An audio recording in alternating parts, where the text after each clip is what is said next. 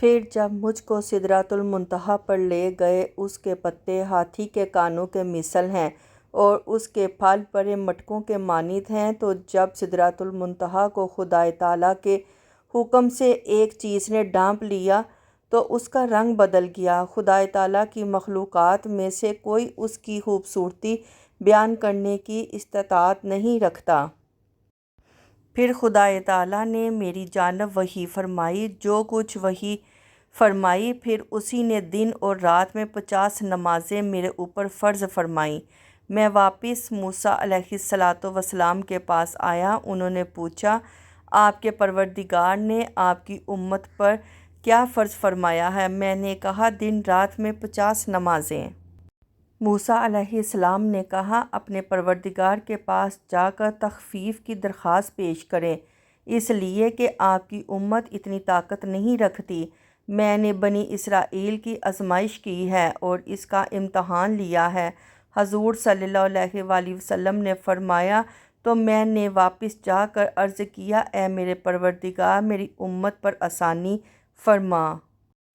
تو خدائے تعالیٰ نے میری امت سے 5 نمازیں کم کر دیں۔ میں پھر موسیٰ علیہ السلام کے پاس آیا اور کہا کہ مجھ سے 5 نمازیں کم کر دی گئیں۔ انہوں نے کہا کہ آپ کی امت اس کی بھی طاقت نہیں رکھتی، آپ اپنے پروردگار کے پاس جا کر تخفیف چاہیں۔ حضور صلی اللہ علیہ وآلہ وسلم نے فرمایا کہ میں اپنے پروردگار اور موسیٰ علیہ السلام کے درمیان آتا جاتا رہا اور نماز کی تخفیف کا سلسلہ جاری رہا۔ یہاں تک کہ خدائے تعالیٰ نے فرمایا، اے محمد صلی اللہ علیہ وآلہ وسلم، یہ رات اور دن کی کل 5 نمازیں ہیں، ہر نماز کے لیے 10 نمازوں کا ثواب ہے، تو وہ 5 نمازیں ثواب میں 50 نمازوں کے برابر ہیں۔ جس شخص نے نیکی کا ارادہ کیا اور اس کو نہ کیا تو صرف ارادہ ہی اس کے لیے ایک نیکی لکھ دی جاتی ہے، اور اگر کر لیا تو اس کے لیے 10 نیکیاں لکھی جاتی ہیں۔